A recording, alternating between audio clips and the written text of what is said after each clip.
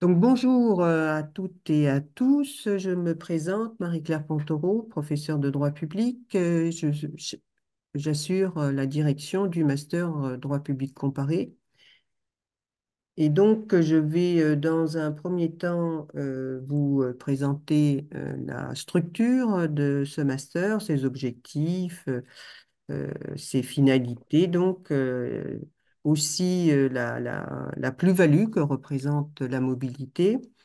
D'ailleurs, je précise en ce sens que Manon, qui est actuellement étudiante dans le cadre de ce master en M2 et qui est en mobilité en Allemagne, a donné sa disponibilité et je l'en remercie sincèrement de participer à cette réunion et elle vous fera part aussi, ou si vous avez des questions à lui poser, elle vous fera part de son expérience. J'ai pensé, et je la remercie encore vivement, que ça pouvait être aussi un élément pour vous éclairant de l'intérêt de la mobilité qui vous est proposée, donc aussi bien en M1 qu'en M2.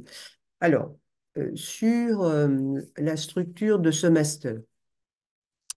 Donc la spécificité de ce master, c'est qu'il repose sur une spécialité, donc le droit public, et il a aussi cette plus-value, la possibilité, enfin non, c'est pas une possibilité, c'est une obligation, je rectifie, l'obligation de partir en mobilité en semestre 2 du M1 et également au cours du semestre 2 du M2. L'idée étant la suivante, d'une part, c'était pour offrir cette possibilité de mobilité à des étudiants qui auraient pu craindre que, en raison de la sélection, il était préférable de ne pas partir en mobilité en L3. C'est un discours malheureusement qu'on entend encore trop souvent.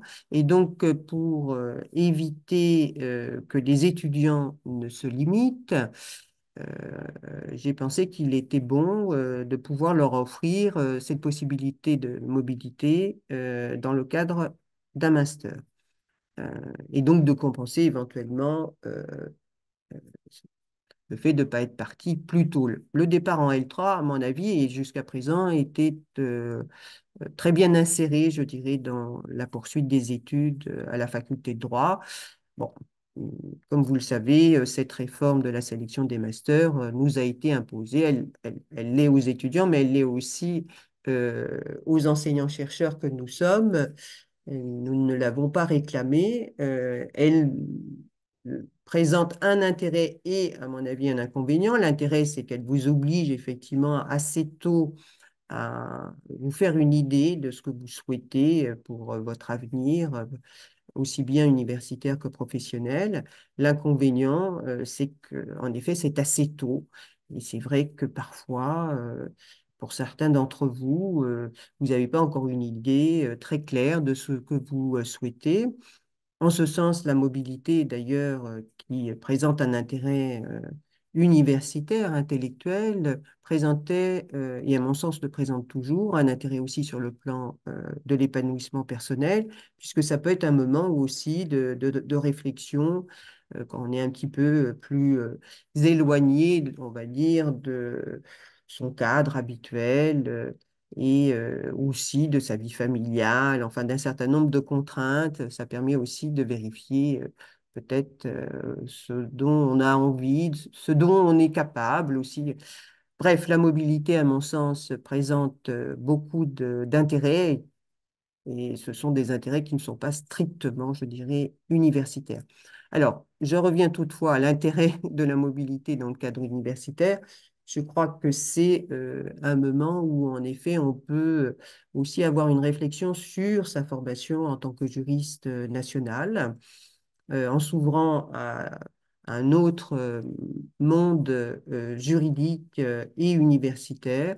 Et c'est donc, en fait, mettre en action le droit comparé, la connaissance du droit étranger, et ça me paraît tout à fait fondamental parce qu'on en fait un enseignement, mais je pense que la pratique, le fait de le vivre en quelque sorte, est aussi très fructueux. Alors, après cette présentation assez générale, ah oui, peut-être un autre élément que je tiens à signaler.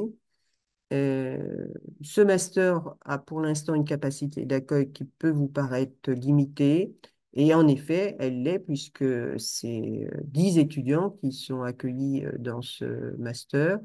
C'est lié à la fois euh, à l'idée qu'il faut accompagner les étudiants. Donc, vous êtes sans doute, mais enfin, peut-être que Manon, là, pourra le dire, plus accompagné que dans un master, on va dire, classique, en raison d'une promotion, je le répète, qui est assez limitée. C'est lié aussi, justement, au départ à l'étranger et donc aux possibilités que l'Université de Bordeaux peut vous offrir pour partir. Donc, ces possibilités sont assez nombreuses, mais comme le master de droit public comparé a été créé en même temps que d'autres masters de droit comparé, en droit privé, en droit social, en droit pénal, au final, c'est quand même une assez grosse promotion, puisqu'on est sur 55 étudiants qui sont concernés. Donc, cela explique ce choix. Euh, d'une capacité d'accueil plutôt limitée. Donc l'objectif, c'est donc à la fois de vous spécialiser en droit public, on reste sur une spécialisation connue, vous avez des grandes matières, les matières fondamentales, droit administratif, droit constitutionnel. En M1, plus spécifiquement, vous êtes formé à une approche comparative avec le droit constitutionnel comparé, aux droits et libertés, les droits fondamentaux dans le cadre européen, avec d'autres choix de matières qui viennent compléter votre formation, soit sur des choses plus techniques ou aussi théoriques, puisque la théorie du droit aussi complète cette formation en semestre 1. En semestre 2, vous partez en mobilité. Donc là, je précise, et je pense que vous le comprenez puisque c'est en lien avec ce départ à l'étranger, très clairement, euh, il convient d'avoir des compétences linguistiques en lien avec votre mobilité. Si vous souhaitez partir au Royaume-Uni, là, il faut un test linguistique. Les universités anglaises, désormais, pour la plupart, l'exigent. Sinon, puisque de toute façon, c'est votre intérêt, euh, si vous ne partez pas pour le Royaume-Uni, si vous partez euh, pour une autre destination, anglophone ou non anglophone, l'attestation d'un professeur de langue, c'est suffisant. Si un test officiel ensuite est exigé, vous le passerez pour le départ en mobilité. Mais votre intérêt, et je insiste là-dessus, puisque vous partez à l'étranger, c'est pas pour euh, acquérir des connaissances linguistiques. Vous devez déjà en avoir. Vous pouvez certes les améliorer en partant, mais vous devez avoir quand même un niveau B2 qui vous permette de suivre sans difficulté un enseignement dans une langue étrangère. Je le répète, c'est votre intérêt. Donc, soyez de ce point de vue-là honnête avec vous-même. Vous pouvez vous mettre à l'épreuve, je le répète. Un départ à l'étranger, c'est aussi l'occasion, effectivement, d'améliorer son niveau linguistique, mais vous devez déjà avoir de bonnes bases. Donc, ensuite, le Master 2 s'organise de la même manière, c'est-à-dire le premier semestre à Bordeaux, toujours là avec les matières de droit public et les matières fondamentales, donc toujours droit administratif, droit constitutionnel, toujours une ouverture aussi sur l'international, puisque vous avez aussi encore les droits de l'homme euh, dans le cadre de la Convention européenne des droits de l'homme. Vous avez du droit administratif transnational, donc vous avez une ouverture aussi sur l'international qui est toujours présent, mais toujours cette idée que cette formation s'appuie sur euh, euh, une spécialisation qui est une spécialisation classique de droit public interne. Et ensuite, pour le M2, le semestre 2, c'est aussi un départ qui n'est pas un départ dans le cadre d'une mobilité pour suivre des cours, puisque cette fois-ci, c'est soit vous allez faire un stage à l'étranger, soit vous allez, comme c'est le cas de Manon, dans le cadre d'un centre de recherche pour pouvoir euh, avoir un contexte favorable à la rédaction d'un mémoire de recherche. Donc, vous avez une double possibilité, soit un mémoire de stage, soit un mémoire de recherche. Et là, il convient de trouver euh, dans l'université, généralement, où vous avez fait votre mobilité en M1, un professeur qui souhaitera vous accompagner. Vous le serez toujours aussi à Bordeaux, hein, puisque c'est Bordeaux qui reste quand même votre université de référence, mais aussi avoir la possibilité d'échanger et d'être accueilli, puisqu'il faut être accueilli, dans une université étrangère.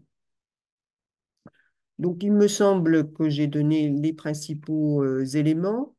On peut ouvrir à présent la discussion si vous souhaitez poser des questions. Et je pense qu'à ce titre, Manon aussi pourra, qui est présente, pourra répondre à vos interrogations selon les demandes qui seront formulées. Donc, c'est à vous. Alors, je vois une question qui est formulée sur le chat. Allons-nous dans le même pays en M1 et en M2? Alors, tout dépend de vos objectifs. C'est ce qui est conseillé, c'est-à-dire effectivement de créer de la cohérence dans votre parcours, aussi parce que ça facilite pour le M2 ce que j'ai évoqué à l'instant, à savoir trouver soit un stage, soit euh, alors, c'est pas un stage de recherche, c'est pas le terme tout à fait exact, mais un lieu au sein de l'université où vous serez accueilli pour réaliser votre mémoire de recherche. Ceci étant, je l'expliquais là juste un peu avant le début de la réunion. Par exemple, je donne cet exemple. J'ai un étudiant actuellement qui est en mobilité en Espagne, mais très probablement, il va partir pour son M2, donc dans le cadre du semestre 2, il partira au Chili, puisqu'il va faire un mémoire de recherche sur les droits reconnus à la nature, les droits qui aujourd'hui sont reconnus sur le plan constitutionnel. Et en particulier, l'Amérique latine a beaucoup diffusé cette reconnaissance. Et très prochainement, donc, je pense qu'il va rentrer en contact puisque je connais quelqu'un au Chili et donc il partira là-bas. Donc, ça dépend un petit peu de vos projets. Comme je l'ai indiqué aussi au début de cette réunion, comme le nombre d'étudiants est relativement peu important, je le répète, ça permet d'avoir sans doute un encadrement qui est euh, plus suivi et je m'occupe quasiment de tous les étudiants. Donc, même si ensuite il y a d'autres collègues qui peuvent encadrer plus spécifiquement les mémoires de stage ou de recherche. Mais c'est vrai que j'essaye d'avoir une vue globale pour l'ensemble des étudiants et de les aider, si possible, dans leur recherche. Mais ça dépend aussi de vous. Là, c'est aussi euh, développer votre autonomie. Alors, je vois, il faut que j'ouvre parce qu'il y a de nouvelles questions qui sont La, apparues. la question, c'était est-ce qu'on peut choisir tous les pays ou est-ce qu'il y a une liste qui est donnée? Alors, il y a une liste de pays dans la mesure où c'est en fonction des partenariats qu'a développé l'université. Donc, tous les pays, ça serait très, comment dirais-je, peut-être ambitieux de dire tous les pays, mais enfin, la palette des possibilités est assez large. Ceci étant, si la palette des possibilités est assez large, il doit y avoir un lien avec votre pratique d'une langue étrangère. Vous ne pouvez pas partir, je ne sais pas moi. J'ai pas là d'exemple qui me vient à l'esprit. Alors peut-être, si peut-être, admettons, ça s'est jamais présenté, partir en Chine. Mais alors maintenant, effectivement, on peut aller en Chine parce qu'ils ont développé des formations en langue anglaise. Mais ça supposerait quand même, dès lors qu'en M2, il y a cette idée, il faut qu'il y ait une cohérence par rapport au M1, que l'étudiant ou l'étudiante se débrouille en mandarin. Donc, voilà. Je vois une nouvelle question qui s'est affichée. Quels sont les débouchés possibles pour ce master? Ce sont des débouchés classiques d'un master de droit public. Donc, avec toutefois une plus-value, je le vois au regard des choix de mes étudiants, notamment la possibilité de se diriger vers les organisations européennes ou internationales. Euh, alors, ça suppose là encore de soit passer des concours, soit de faire des stages, parce que les organisations européennes proposent des stages longs, des stages de 6 mois.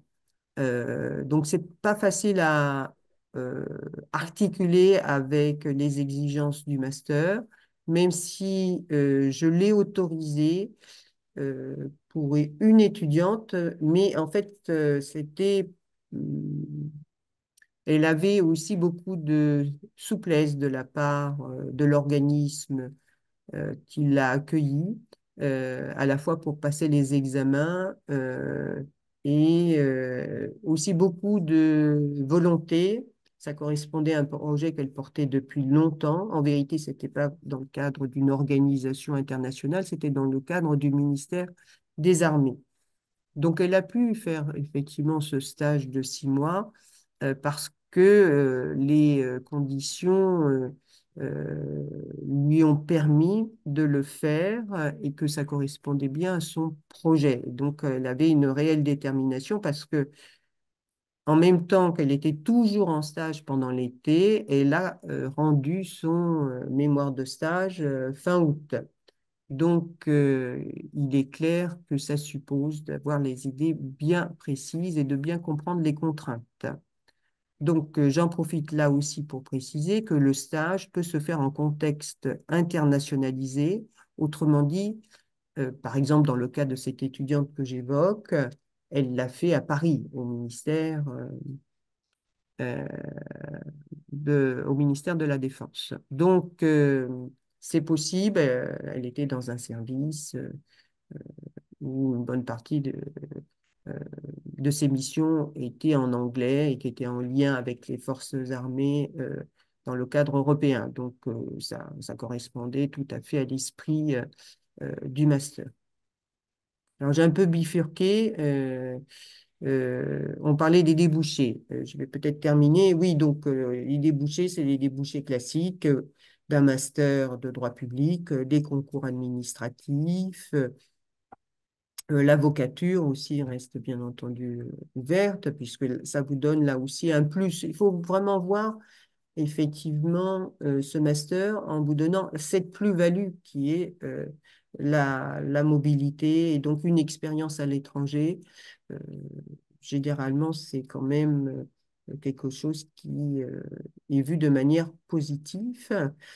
Euh, c'est aussi l'université, la recherche qui peut être ouverte suite à ce master. Alors, je vois une autre question qui est apparue au sujet de la sélection. Les étudiants en L3 de droit en parcours, ah oui, sciences politiques, sont-ils moins susceptibles d'être admis dans ce... Non, il n'y a pas de,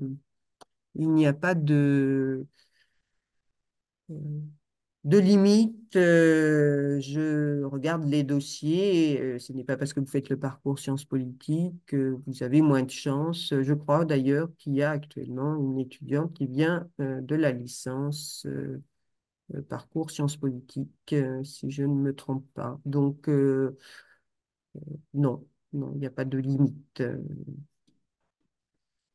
Alors, ensuite, concernant les stages, dans quel organisme les stages peuvent-ils être réalisés? Voilà, tout est ouvert, hein, il n'y a pas de limite.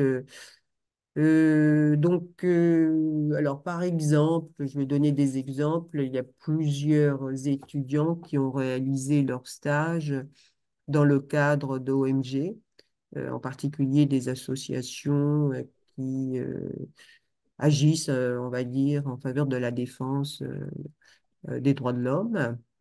Donc, en ce sens, là, actuellement, cette année, j'ai une étudiante qui est au Maroc, j'en ai eu dans le passé qui était en Thaïlande, j'ai eu dans un autre pays africain que j'ai oublié, je me demande si c'est pas le Sénégal, je dirais qu'en ce moment, c'est pas le bon endroit où il faut aller, le Sénégal, mais il me semble bien, ou peut-être le Togo. Voilà.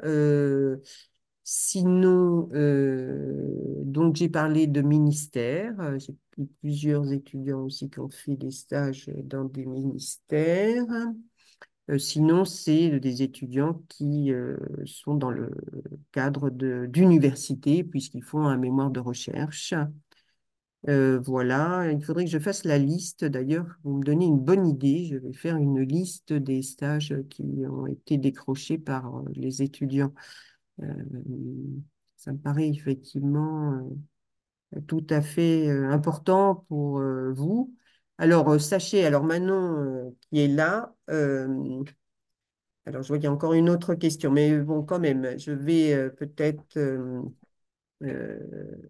poursuivre avec l'idée qui était la mienne en vous disant que Manon, qui est également présente dans cette réunion, non seulement est actuellement étudiante en Master 2, elle est aussi à la tête de l'association des étudiants du master de droit public comparé qui a été créé précédemment et dont elle a repris donc la présidence.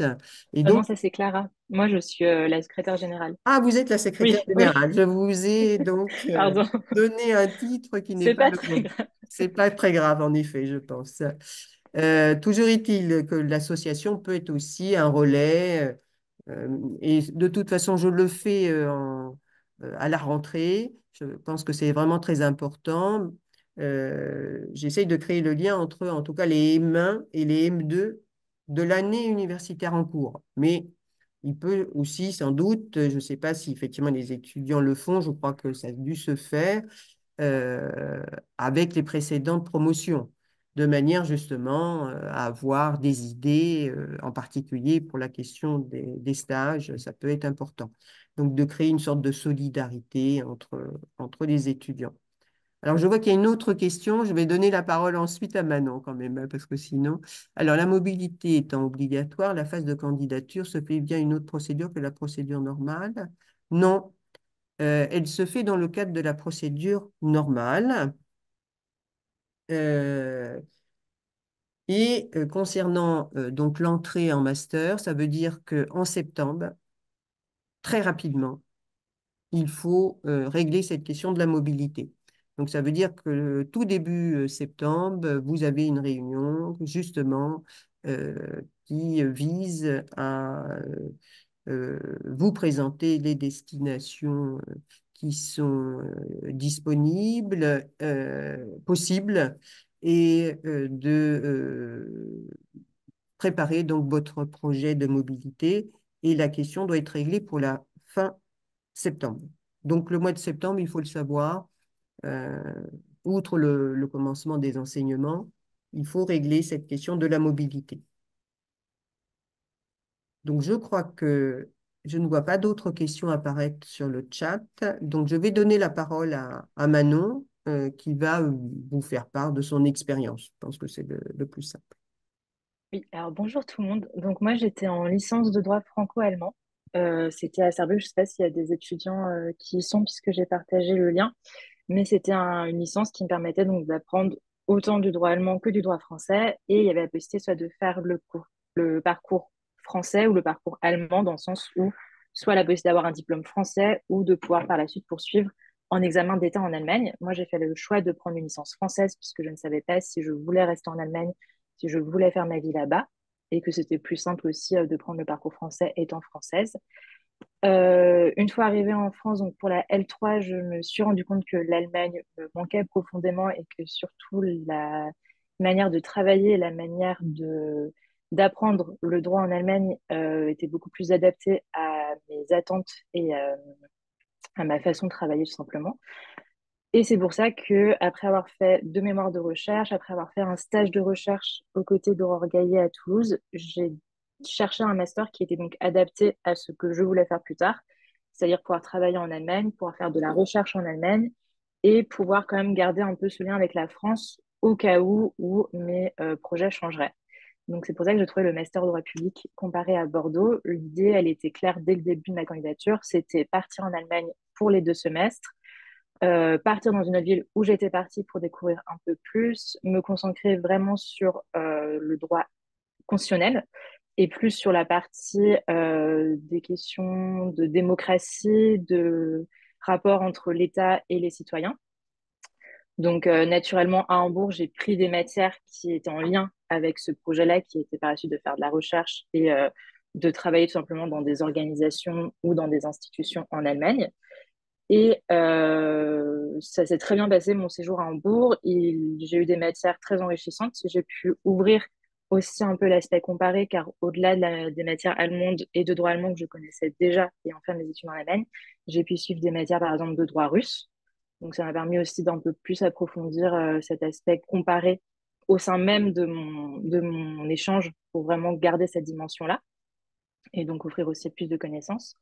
Et j'ai donc trouvé là-bas une chercheuse, une enseignante-chercheuse qui est francophone et qui, bien qu'elle soit spécialisée pardon, en droit international public et aux questions d'environnement, donc assez détachée de ce que moi je souhaite faire, elle a accepté de me prendre en stage et on a donc convenu d'un stage assez hybride puisque je suis à la fois sur Hambourg pour faire mon mémoire de recherche, qui est sous la direction d'ailleurs du professeur Pantoro et du docteur Stéphane Schott, et en même temps de travailler pour l'Institut, donc d'aider à la construction de bibliographies, de traduire certains textes de doctrine française qui pourraient être utiles pour les enseignants-chercheurs allemands qui ne parleraient pas forcément français, par exemple, et donc de pouvoir faire une sorte de stage hybride afin d'aussi voir à quoi ressemble la recherche en Allemagne, voir à quoi ressemble la vie universitaire en Allemagne quand on n'est pas étudiant, mais quand on travaille pour un professeur et quand on assiste un professeur, puisque c'est l'objectif à la fin, c'est que je sois wissenschaftliche Arbeiterin, donc ça veut dire travailler pour un professeur et donc mener des recherches sous la direction d'un professeur et travailler en équipe principalement. Donc c'est pour ça que je voulais retourner en Allemagne pour pouvoir me construire déjà une sorte de réseau. Et le master, en fait, m'a permis de construire un réseau beaucoup plus facilement que si j'avais fait, par exemple, un master de droit public général avec un échange à l'étranger en tant que simple Erasmus. J'aurais eu beaucoup plus de difficultés après de construire mon projet professionnel. Donc c'est vraiment en fait un master qui était à 100% adapté avec ce que je voulais faire, mais il est adapté pour d'autres projets aussi. Merci beaucoup, Manon. C'est une très belle publicité que vous venez de Merci. faire pour le master de droit public comparé. Est-ce qu'il y a d'autres questions qui sont apparues à l'écoute justement de cette présentation complémentaire à celle que je vous ai faite en début de réunion? Oui, alors je vois, on m'a répondu, tout est clair. Donc, est-ce que oui, ça a l'air très clair, d'accord. Donc, vous n'avez pas d'autres questions complémentaires? C'est bon? Écoutez, je vous remercie toutes et tous et j'espère donc à très vite, peut-être à l'année prochaine. Merci beaucoup. Merci encore, Manon. Bonne poursuite Merci à à vous. Hambourg. À très vite. Merci beaucoup. À très vite. Au revoir. Au revoir.